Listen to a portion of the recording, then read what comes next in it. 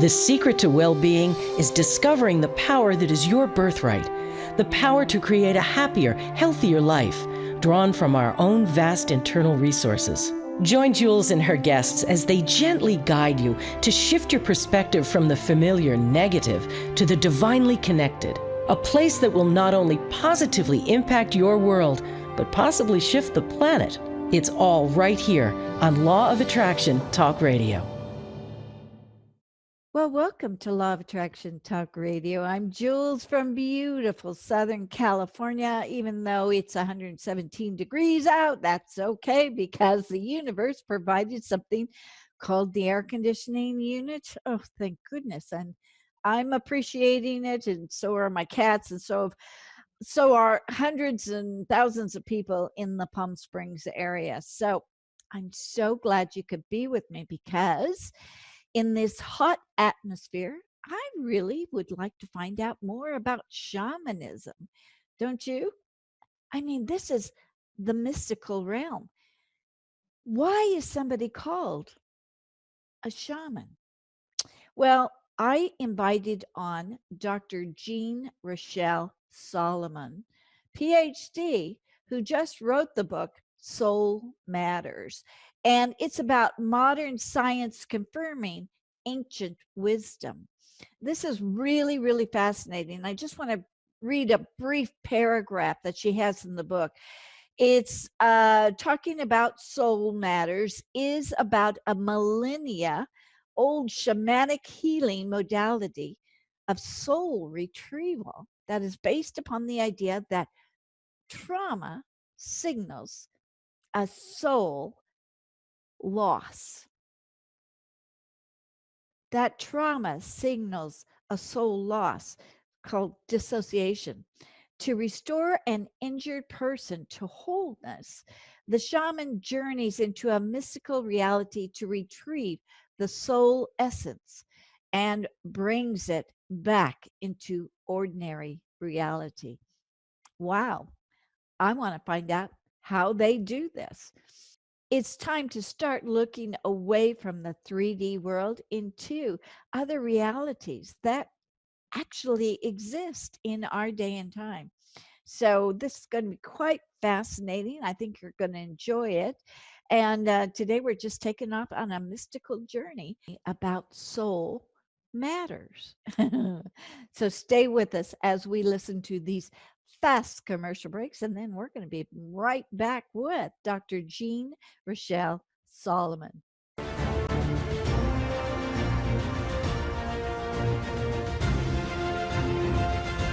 It's here, it's hot, and it's a must read. It's the science behind The Law of Attraction magazine. Every issue brings you great articles and in-depth how-tos from all your favorite Law of Attraction experts, authors, scientists, and medical professionals. Go to lawofattractionmagazine.net. That's lawofattractionmagazine.net. Did you know that every human uses only a small portion of their powerful mind? Jules Johnson, international certified hypnotherapist, wants to introduce you to your powerful mind in order to create your dream life. In as little as one session, Jules guides you into releasing limiting beliefs that keep you from achieving wealth, health, better relationships, and even true love. Schedule a session in Palm Springs or set up a Skype video session for those nationally and internationally. Jules would love to serve as your guide into living your dreams. Go to creativeguidedimagery.com or call 951-201-2166. That's creativeguidedimagery.com.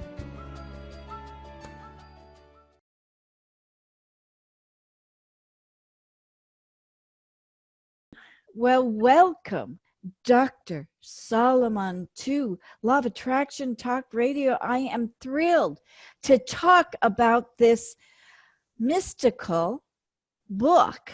And there is so many things that people don't understand or realize about shamanism. And I know you're going to be able to explain a lot of it. But first I want to ask you, if you don't mind, I want to ask you, how did you even get involved in researching out this subject of the soul matters? I mean, your book, when did you get involved in all this? Well, that's a long story. I can take it down. It's my curiosity and my own paranormal experiences from childhood. Paranormal experiences, yeah, out of body experience, a near-death experience at a time when Raymond Moody had not even coined the term. Oh my goodness. I had never heard about near-death experience, and nobody in my vicinity knew about it. But I experienced the real thing with going through the tunnel and going into the light and having a flashback of my life. And first, I didn't want to die. I realized, my consciousness realized that I had died, and I protested. It was during the birth of my first child, because of the stupidity, I have to say it bluntly, stupidity of doctors back then. And they caused me an unbelievable pain, which I wouldn't want anybody to experience. So I realized I had died, and I protested because I wanted to be with my child and with my husband. And then being over there and being shown and being taken through the first flowing movements of what everybody who experienced near-death talks about, I realized how beautiful it is over there. And then I was given the chance to talk to people who are still down on earth. And I realized how downtrodden they are, how worried with fear, with pain, with everything that pertains to daily life. And I tried desperately to reach through them, kind of being up there, reaching through and wanting to tell them, no. Enjoy life while you're in it. It is so precious. It is so beautiful. Forget everything that worries you. It doesn't matter in the end. Yeah. And I could not get through. I realized nobody heard me. They didn't sense me being there. And while I was trying how to get through, what to do, I was told that I would have to go back to my body. And then I protested now the other way around. I didn't want to go back, because I had realized I was in the presence of love, and not even agape, certainly not sexual love, not even agape, but a force that is so profound I didn't even have words for. But I realized I have come home, and I didn't want to leave. I asked what would happen about my child and my husband, and I was told that life would take care of them. And that consoled me. So I said, no, I'm not going back. And I was told, no, you have to go back. You have not finished your life. And whoosh, I was back in my body. Oh, didn't have a choice. So that was a very profound experience. And I tried to relate it later to my family and friends. And of course, nobody knew what to make out of it. And they thought I would have gone crazy. So I did not talk about it anymore. Then, of course, years later, I was introduced to Elizabeth Kübler-Ross' book about near-death. And then, of course, Raymond Moody, and I realized, wow, that was all real. I had experienced exactly what these people described too. Yeah. Wow. And then that is so wonderful to meet those two. That would have been, everything to me. Yeah. Wow. It is so powerful. Not that you would want to experience, because it means pain. It means the actual moment of dying, which is caused by an enormous pain, in my case. So in the end, of course, it was worth it, I would say, because the pain is forgotten. Yeah. So it's just like childbirth. Your pain is forgotten, and it's like, it's okay. Yeah. For years, I said, no, I don't want to have another child because of this experience during birth. But then time heals, and of course, I had my wonderful child. I wanted to have another one. So, yeah, that's life. Life takes care of it. Wow. Wow. Oh, so that got you on the path of Well, I paid attention. Yeah. of life's mysticism. Of the strangeness of all that which we cannot explain. Ooh, Yeah. I love that. Of- Keep going. I'm so fascinated. Well, I was originally an artist, a designer and artist. And then after we had moved to the US, less than 9 years later, my husband died suddenly of brain cancer. And that shocked me into a state where I didn't want to live anymore. I had pleaded with the gods to take me instead and let him live. Oh. And they just loved. And nothing came out of this. So of course, I had 2 children. I had to go on. And then it was via Michael Harner.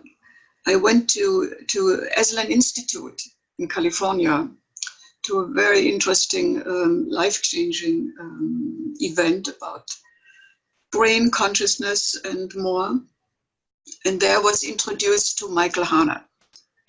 So I got his book, The Way of the Shaman, and then signed up for his classes. And once I had enough taken, I was accepted into his 3-year intense advanced shamanic training program. And in order to balance this with something on the more scientific, academic, logical way, I decided to go back to university to study anthropology. So that worked well together. From there, of course, I could explain so many things. Michael Hanna talked about his experience in South America. And then, of course, I could go myself to Ecuador, to Guatemala, Brazil, Peru, Nepal, and studied with the people directly. And then I thought, okay, I'm where I need to be. Wow. It sounds like already you've had a fascinating life, but I got a feeling that you've got even more excitement throughout your life just learning about the shaman practices. Yes, very exciting and rewarding, but it was all paid for with pain. Emotional pain, mental pain, physical pain, which seems to me is normal in life. Yeah. You don't get anything for free. But because of that, I was open to the strange, mysterious happenings.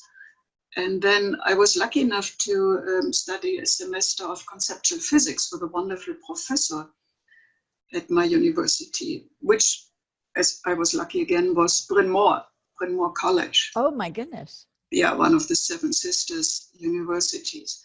And getting a glimpse into conceptual physics, I realized if I would have start again, or if I would be younger, I would study physics, quantum physics. So nevertheless, what I learned made me understand that physics is on the right way, finally admitting that life is not a machine, or existence is not a machine. The universe is more of an organism itself. Huh. And all the great quantum physicists spoke about this. You know, they said if they really go to the end of their mathematics, of their formulas, they come to a point where they have to accept there is a mystery, there is that which we normally call God, where the word God spelled G''D, to leave out the vowel as it is done in Hebrew. This is a space holder, this word, for that which cannot be explained, which we cannot even fathom. Wow. And the deeper I studied into this and thought about it and did my own research, I realized that our human apparatus of perception is made to exist in this world where we come in as a spirit living in the flesh. We don't use everything that this apparatus offers us to use, because Western science has trained us out of the mystical aspect of being. Yes. But on the other hand, we even by using all our faculties and all the breadth and width this apparatus of perception via our brain and mind gives us, we could still not fathom and can't fathom. That's why the scientists are still reaching this wall where they have to say, beyond this is something we have to confess, and which is right now not accepted in academia. It's the mysticism of existence. Yeah. Right. Oh, yeah, exactly. They try to keep us away from even exploring it. Yeah, because they would have to widen their own horizon. Many people, of course, do. Yeah, we have wonderful scientists, for example, like Robert Sheldrake or Dr. Amit Goswami and Bruce Lipton. There are many, Bruce but Lipton. yeah, many of them, like Dr. Michael Harner, had to leave academia because they were vilified. They couldn't talk about that which they knew was true. Wow. Many of them left academia. Yeah, that is such a shame. It's like they are just not interested in expanding because they're set in their ways. So, but Yeah. that's what I'm grateful for, you coming on. And it sounds like you had a lot of emotional pain, but you had to go through that in order for you to learn what life was all about with the shaman's teachings. Wouldn't you agree? Yes, certainly. I would agree wholeheartedly. That's beautifully expressed. But I have to tell you, I was even attacked for bringing out this book and doing this research in order to support the shamanic work, or to shine some light on how far we have come to even understand the parameters of shamanic healing. Yeah. Wow. So after doing this QEEG work and dark field microscopy with both the blood of the client and myself, and the QEEG work, both my brain on a computer with all the electrodes just connected to my brain, and the same with the client being connected to her own computer, and then comparing and seeing what happens. It is so fascinating. And it confirmed what I had assumed and hoped to find. There was no path before. Nobody had ever done this. People have done QEEG during Soul Retrieval or shamanic work, and have realized something is happening in the brain. Yeah. So I could show it in more detail, showing that shamanic work happens outside of the shaman's brain, or the practice. I call myself a shamanic practitioner. It happens outside, and it was confirmed by a neuroscientist who did the work. Wow. I had hoped for and assumed that we could show something, but I wasn't sure. And certainly not with the dark field microscopy. That has never been done before. While Dr. Bedelson, who unfortunately died a couple months ago, he was a researcher and practitioner of dark field microscopy. And he had shown that under observation, a drop of blood on the glass plate, looked at under the microscope, connects then with the person witnessing, in this case, the microscopist, and the blood then shows what it had not done originally, so-called symplasts, which I call holographic gestalt forms, and so-called worry cells. These are dark energy fields showing in the blood and also crystalline shapes, which Beagleson found out, show that after the therapy work is done, they demonstrate, these crystalline shapes demonstrate that any dark negative energy is dissolved and then leaving, so the blood is healthier. But what I have found in my work, we took before the work a drop of blood from the client and a drop of blood from me, and they were put on different glass plates and put underneath this dark field microscope. And the dark field microscope is one that has the unique ability to show three-dimensionally the red blood cells and white blood cells and all the debris that might be in the blood. So it's a beautiful way to observe it. But what we could show is not only that these symplasts, these worry cells and these crystalline shapes appear after the blood is looked at, but that, let's say, concern of the client's blood, let's say a broken bone, shows up on the glass plate of the client's blood, and then retrospectively shows up in my blood without having a connection. So I describe this as the equivalent of the quantum leap of discontinuity. It jumps over like the neutron around the atomic orbits. It jumps from one orbit to the next without being ever seen in between. So here's the same thing. This consciousness, what quantum physics said, consciousness is the ground of all being. Yeah. So what I could conclude is that the client's blood doing this, showing a concern of its own, because it crosses through its body 24/7. Right. It knows about everything that goes on in the blood, in the body, and it's conscious, so it takes note. It shows a concern that needs to be addressed for healing. And then in order to make it even more potent, it shows it in the practitioner, the healer's blood, so that I take note. Wow. Addressed for the client.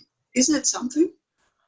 That is amazing. Yeah, when you have a chance to look then into the book, in these chapters of dark field microscopy treatment, you will see that even an abortion can show up. There appears a symplast in the exact shape of a fetus. And the client had told me that she had an abortion. And it was addressed during the healing.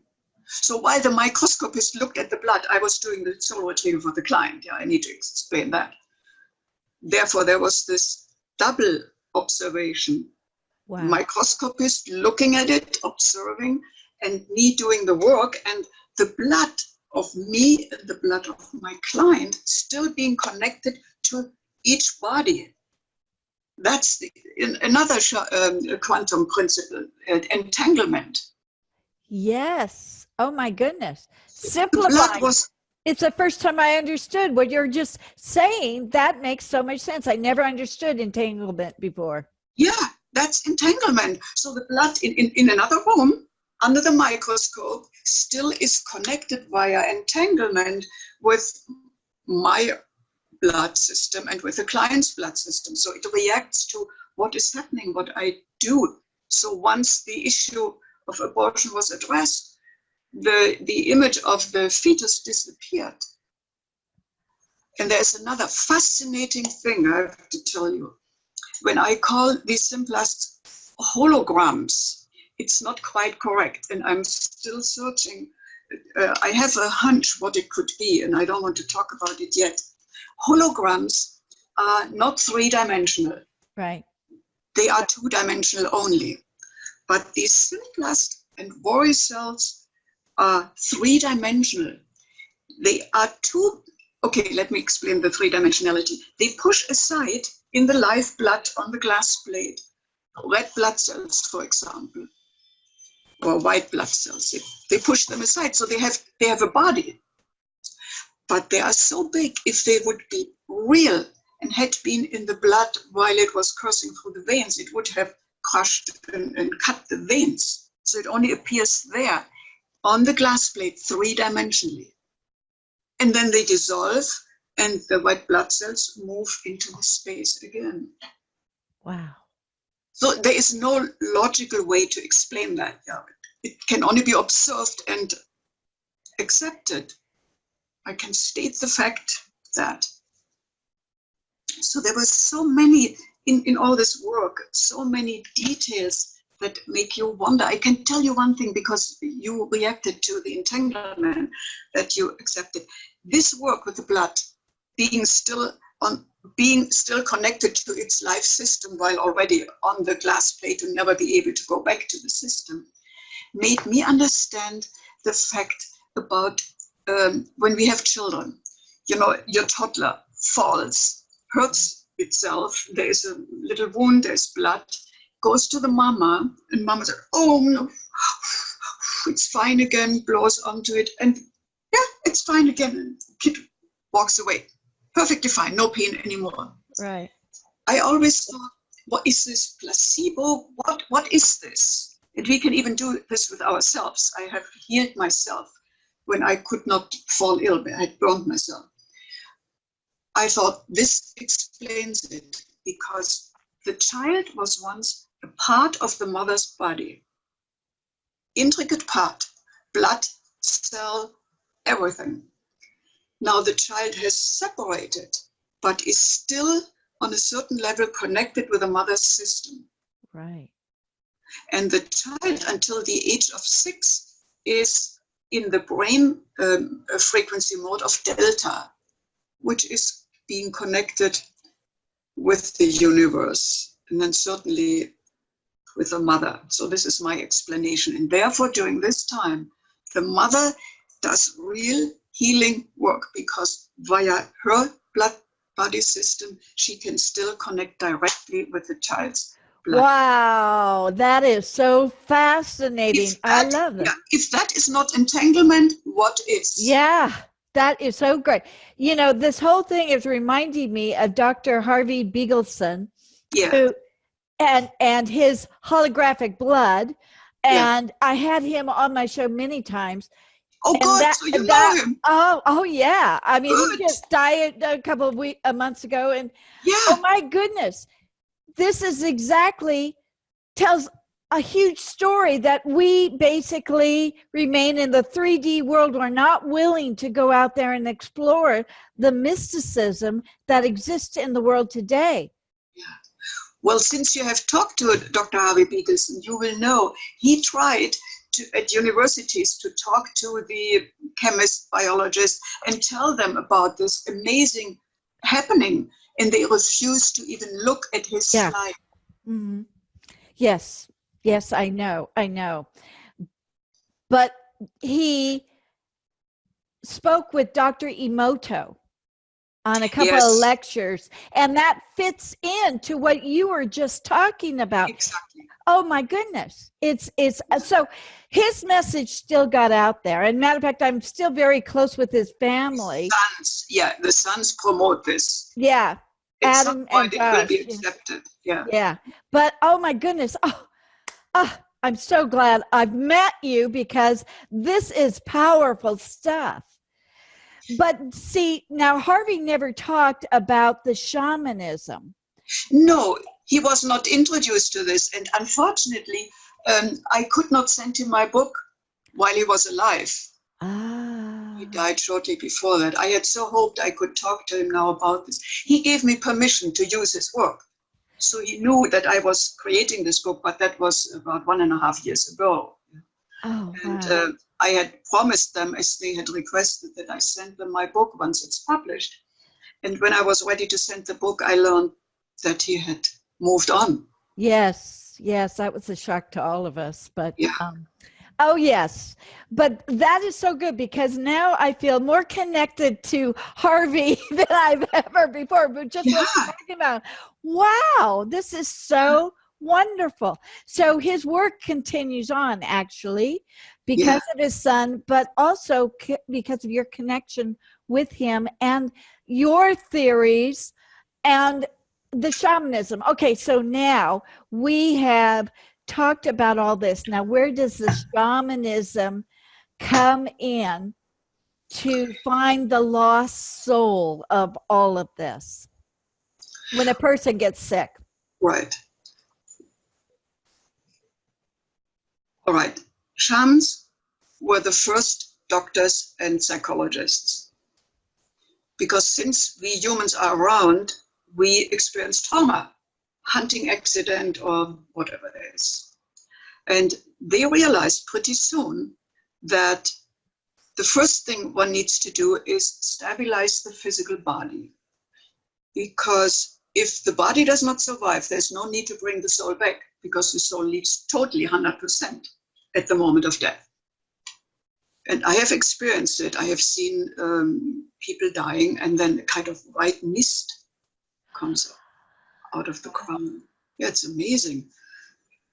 So these indigenous people, 100 millennia ago, they knew that we are not just body. We are spirit, or whatever terms they used in their language. But they knew there was more, because they were connected to their environment, to the whole ecosystem. They felt themselves as just one part of this whole existence that surrounds them. They talked to the plants, they talked to the trees, to the mountains. Everybody had, every entity they encountered for them had soul and was conscious and was therefore able to speak for self. So they realized, let's say simplistically, one of the tribe members was hurt hunting an animal or fell down a precipice. So they brought the body home, and they had their herbs and whatever mechanisms and methods to heal the body. And after 2-3 days, when they realized the person will survive, the shaman went out, looked for the lost soul part and brought it back and blew it into the heart chakra and into the crown chakra. Heart is where our immunity sits, heart chakra and the solar plexus. That's why our gut system has neurotransmitters, has a brain, because it can think as much as the brain does. And the heart knows about the difference between self and other. So together, these two make the decision. For example, can I allow this person to come into my space? Can I fall in love with this person? Is that person compatible with my system?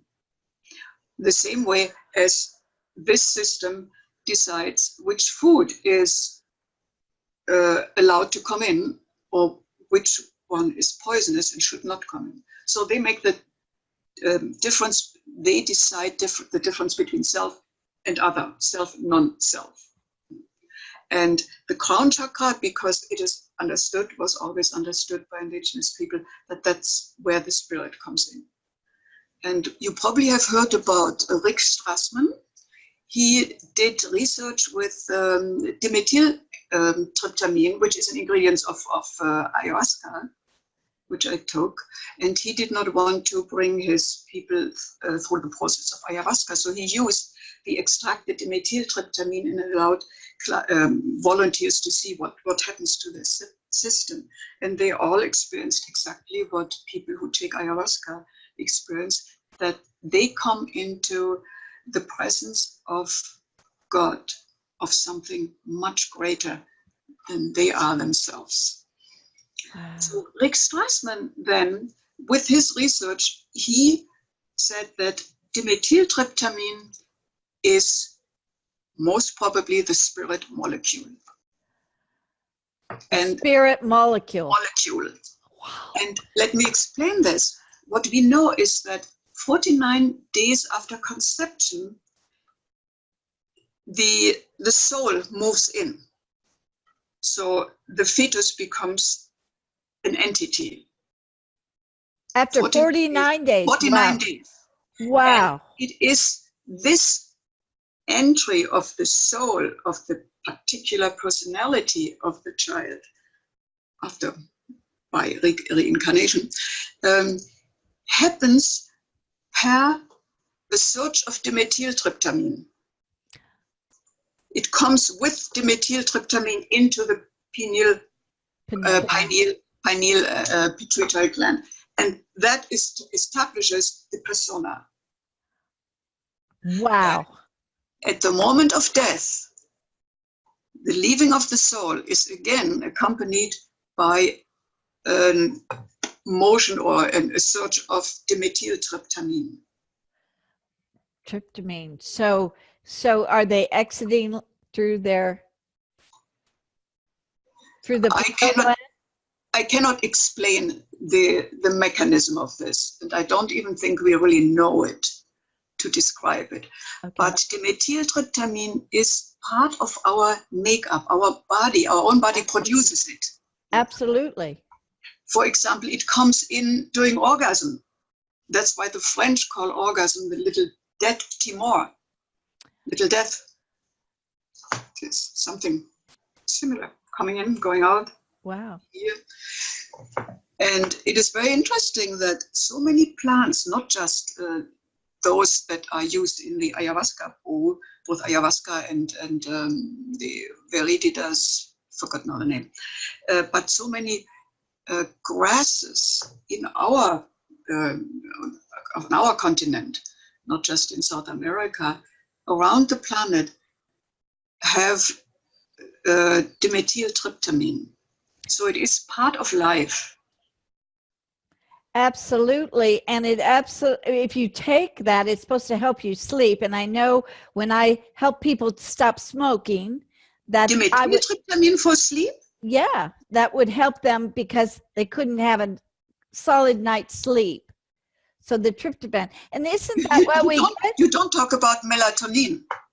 Oh, no, because isn't that when you eat too much Thanksgiving dinner, your tryptamine just starts? No, that's a different thing. Tryptamine is different from dimethyltryptamine.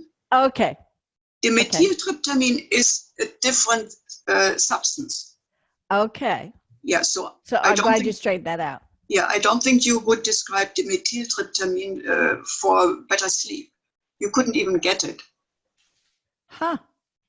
Yeah, and it can be dangerous. So it has to be administered either by a doctor who knows exactly which amounts a client can take in order to have a healthy experience, or by the ayahuasquero who administers it and takes it himself during the ceremony and knows exactly how much a person can take, or if he has to intervene via Marie Rees Icaros to bring a person a little bit out of the experience or allow them to go deeper. So it is a very, very fine methodology. A lot of knowledge comes in. You have to study for years in order to be able to make it and to administer it. So yeah. Oh, okay. I thought it came in pill form. That's what I was... No. Oh, no. Okay, so we're talking about two different things. Okay. Yeah, ayahuasca and the dimethyltryptamine is considered an entheogen. Oh, okay. It takes us into a connection with the gods in the Godhead in ourselves. I see. Okay. Now, getting back to the shamans, though they can actually perform this and get to the place where they can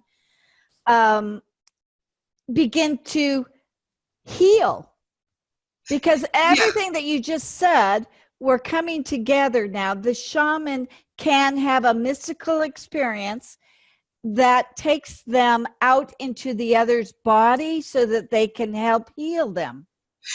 Yes and no. There's only a small part of shamanism that uses ayahuasca and therefore dimethyltryptamine. But what is mostly used around the world on all continents is drumming. Drumming. The systematic drumming, about 3 to 5 beats per second, change the chemistry of the brain. This is what we have found out. what Michael Hahn already talks about. So is this like people are remembering the beating of the heart of the mother? Part 2, yeah. Or let's say it very plainly. In our daily life, we are mostly in the brainwave mode, Right. which is 13 to 30 hertz per second. And if we sleep, we go into alpha, and theta, and then delta. And right. I talked about children until the age of 6 are being in delta mode. They are still connected to the outer dimensions. Yeah. So the drumming takes the brain from the everyday beta mode in which we have to be in order to make decisions. Here's danger, here's this, here's that. Here we have to function, which is important. It takes the brain into the theta mode, which is much slower. It's 4 to 7 hertz per second. And that is the mode where we can let go of our logical thinking and can accept finer tunes that come in from the environment. And from there, we can connect with the spirits. We are open to hear, to sense, to see, to taste what is going on. So drumming has allowed the shamans to go in, yeah, you could say trance, if it's not really a trance, but into a state where they are able to connect with the realm. Maybe we could even say what Robert Sheldrake called the morphogenic fields. Ah. Yeah. To sense where a client misses something, soul, or where there is illness and how it can be rectified. And being in this state of mode, as I figured out, the shaman then causes the client to, again, through entanglement, being in synchrony with the brain waves of the shaman, and there healing can happen. So the shaman knows where to go, which entities, spirits to ask for assistance, for advice, and where to bring healing from, and then channel it into the client, simplistically speaking. But it happens mostly per concussion, per drumming in all indigenous societies. Then, of course, everywhere people used what they could, ayahuasca or ibogaine, whatever they had in their environment, what they found out that helped to get us out of this everyday simplistic thinking, functional thinking, into the more mystical realms, to then create and initiate healing.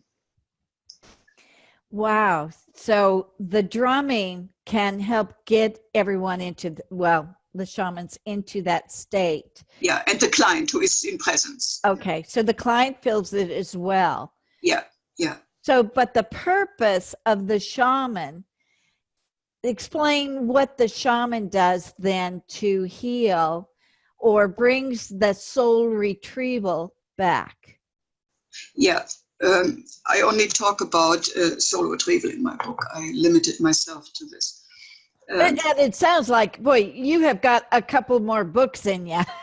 It sounds like you just know so much, but this is so fascinating. So go with the soul retrieval. Yeah, I was fascinated by soul retrieval because with every client, I learned so much more from the spirits, from the field, than I learned from my client.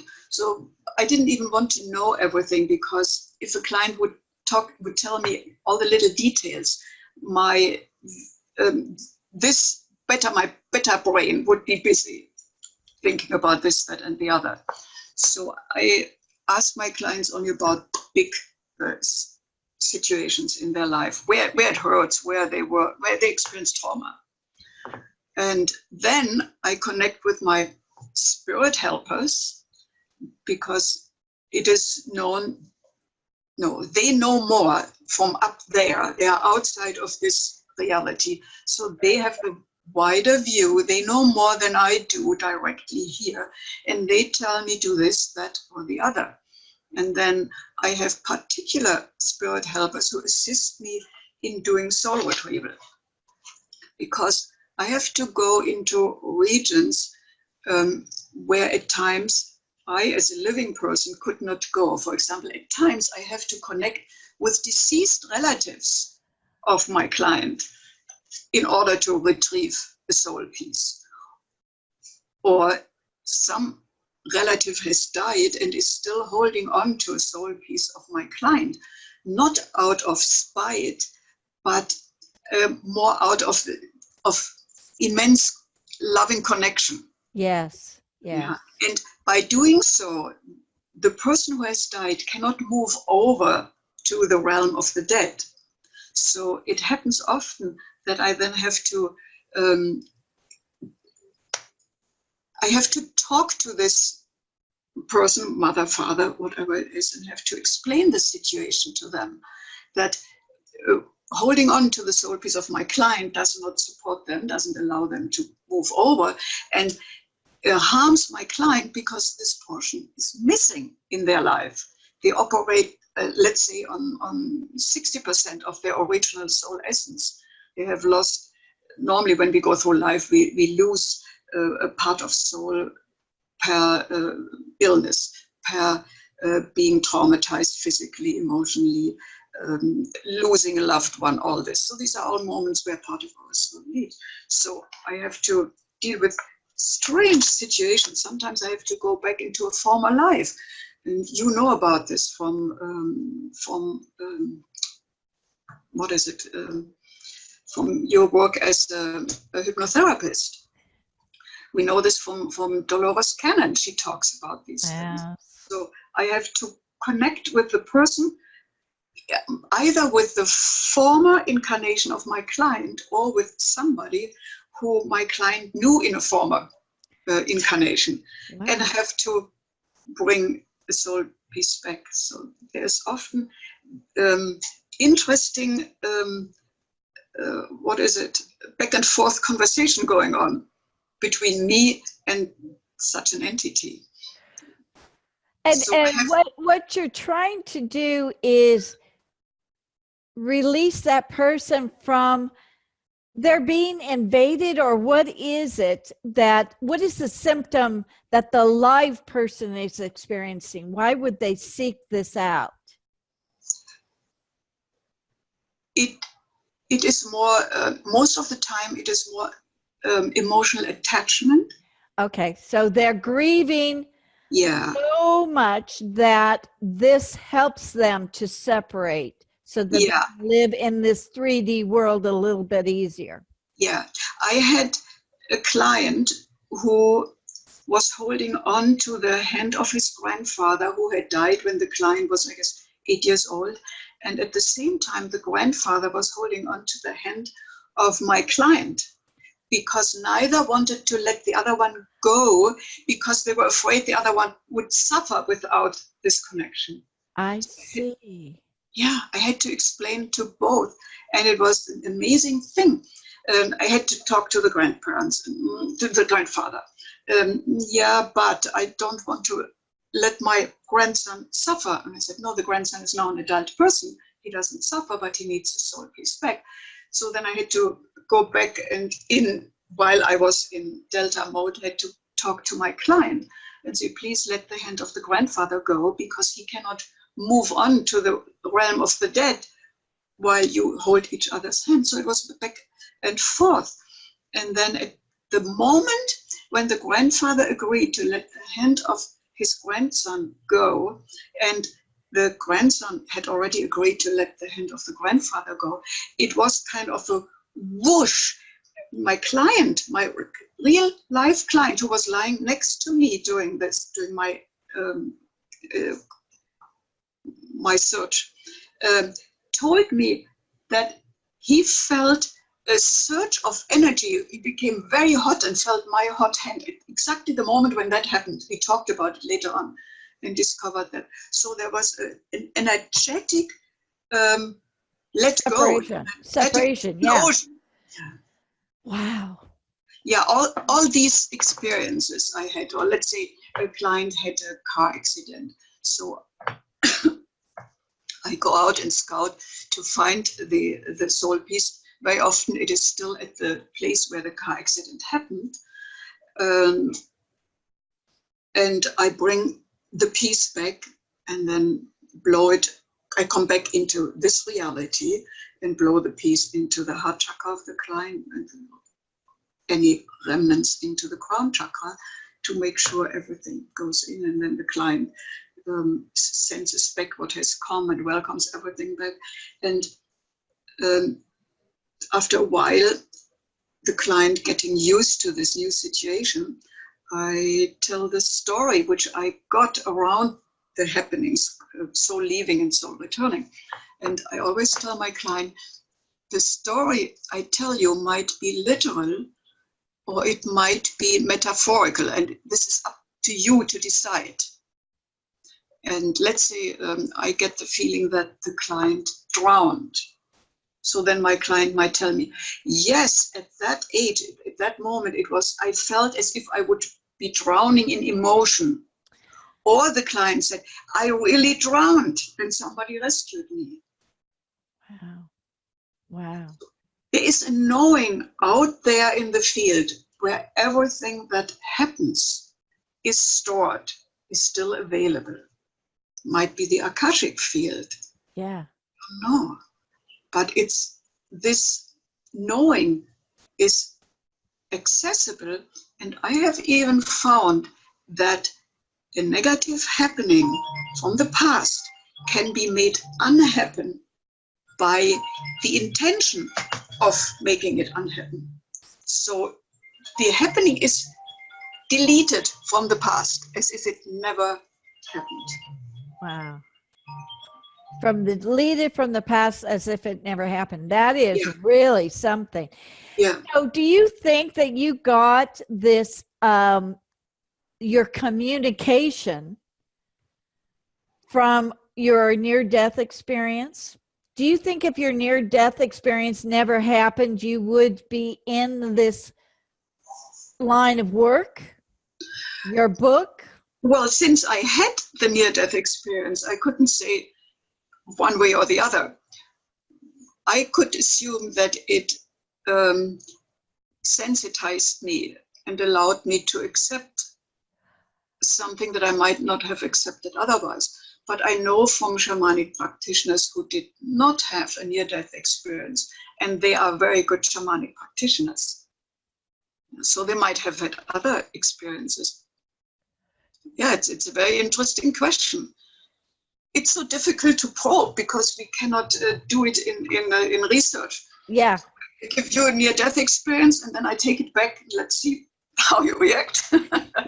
Yeah. So there's no scientific measurement for any of this, but it's just so fascinating.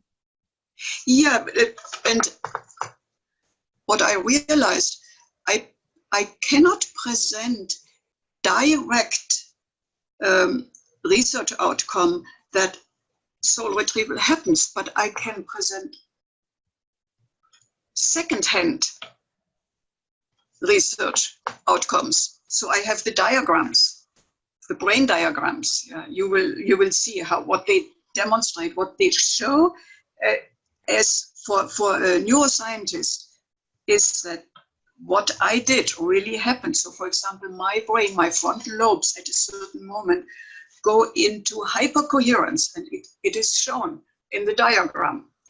And then about a couple of seconds later, the client's brain goes into sync in the same delta mode or sometimes even gamma mode. And it is known that these are the brain wave modes where we connect with that which is beyond our 3D reality. Wow. So the evidence is there, but we cannot, since we are alive, we cannot have trial and error. Yeah. And there is another thing. We don't even have the apparati, the instruments to measure. Oh, right. Everything that we measure is based on magnetoelectric basis. And these energies, they are operating outside of magnetoelectricity.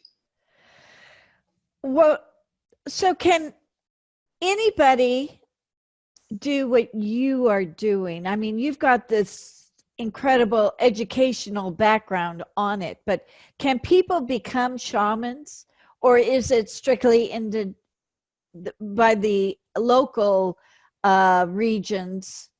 How can anybody be a shaman? Because I've met a lot of people who write books who say they're shamans. Well, in the indigenous world, nobody really wants to become a shaman because it means suffering. It means limiting one's life, let's say staying away from sexuality for a long time in order to use this energy to inquire and learn and practice, staying away from certain types of foods, being in isolation in the loneliness, because you cannot sit in front of your computer having your TV on and the radio on and then think that you can connect with the fine-tuned universe out there. On the other hand, we are all equipped, we are all capable of, let's say, becoming a shamanic practitioner. But like with any other profession, there is also either talent or practice or ability, propensity involved.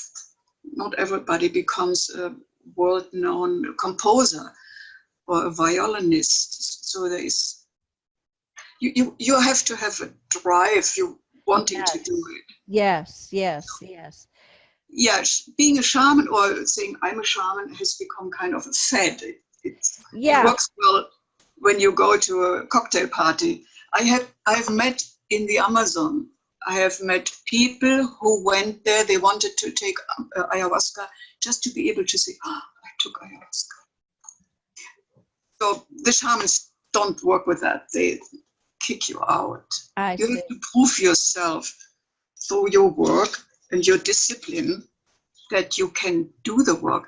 Discipline is a big word in shamanic lore. A shaman doesn't want to be a shaman because it's difficult work. But the shaman goes out in a disciplined manner in order to do healing for a fellow human being.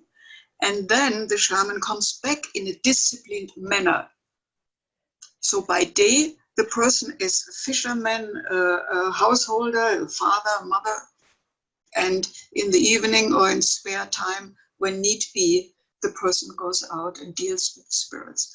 And that is not something that you do lightly. But it sounds like you are a shaman. I would call myself a shamanic practitioner. Okay. Yeah, because I did not grow up in an indigenous society. I was fortunate enough that indigenous people taught me, because they were the people who kept the knowledge. They knew that at some point they will have to teach the people from the north, the younger ones. They called us Westerners from the northern continent, the younger ones who have forgotten what life is really about. And I remember a couple of shamans in South America, they were told by their father or their grandfather who had been a shaman that the time will be coming when they will have to teach this knowledge that they got from their ancestor, father, grandfather, to the Western man in order to bring the Western man up to date or back to the knowing. Yeah, back to the intricacies of knowing. So they were not looking down on us. They were like a patient adult father, mother, knowing the kid isn't there yet. So at some point we have to teach the kid. It's more this benevolent, kind, and often stern stance they had and have. This is absolutely fascinating. And your book goes into this in greater detail. Yes? Yes, it does. And I think the book is timely. But what I had wanted to allude to earlier, and then our conversation trailed into a different direction. Oh, sorry. I was attacked by, sorry, my book and I were attacked by shamanic practitioner who is a physicist. And the person rejected that I bring together shamanism and quantum physics.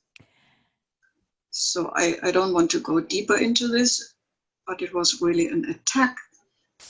And I liken it to the fact that Thomas Kuhn, who wrote the book, The Evolution of Scientific Advancement or something like this. Thomas Kuhn is already dead. He talked about how science evolves one dead professor after the other.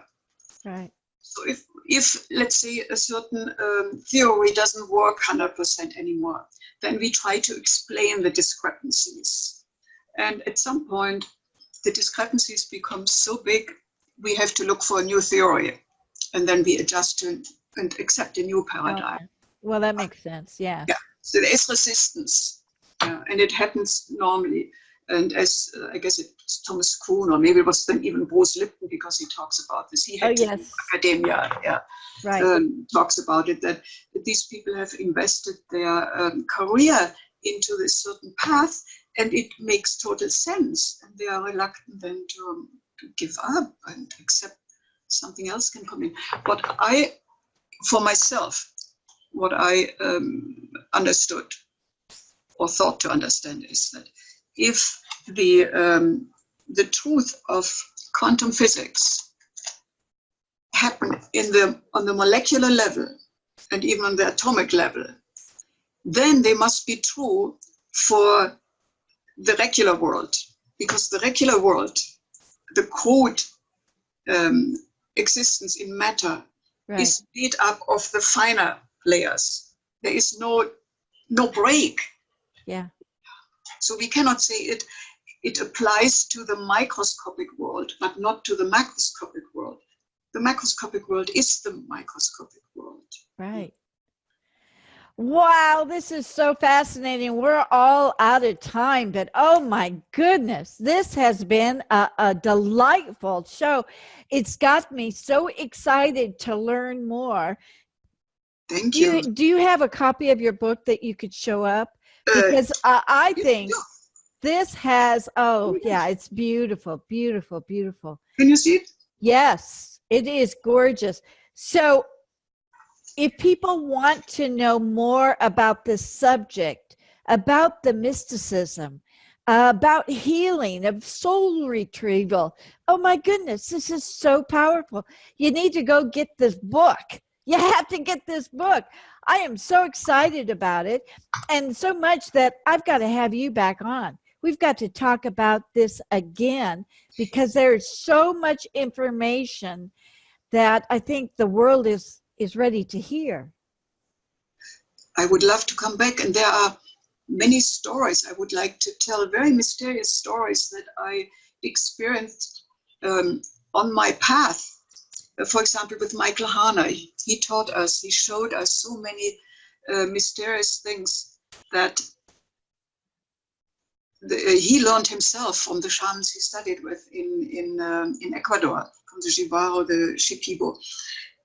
And I had experiences in the real world just by being, let's say, in 2000 in Honolulu, at a certain place where King Kamehameha had pushed the forces, the warriors of the Oahu, King Oahu ruler, over a cliff down to their death. And I was just a tourist there. I just looked at this terrible cliff and thought, oh, these poor people. And then a friend of mine dropped me off at my little hotel downtown. I went to a restaurant to have dinner, and I was approached by one young warrior who had died exactly at that space. Wow. and he was full of anxiety. He appeared to me at the moment of his impending death, falling down the precipice. And I realized immediately that I had to take him over to the realm where all his people were, because it was 200 years ago that he died. So that was such an amazing experience. Oh my goodness. Or, for example, simple things like building a labyrinth and connecting with the energies underneath, the water and electric energies. I had experiences. It showed me that everything is alive and everything had a voice and everything participates in the unfolding of existence. It's not only that we depend on life.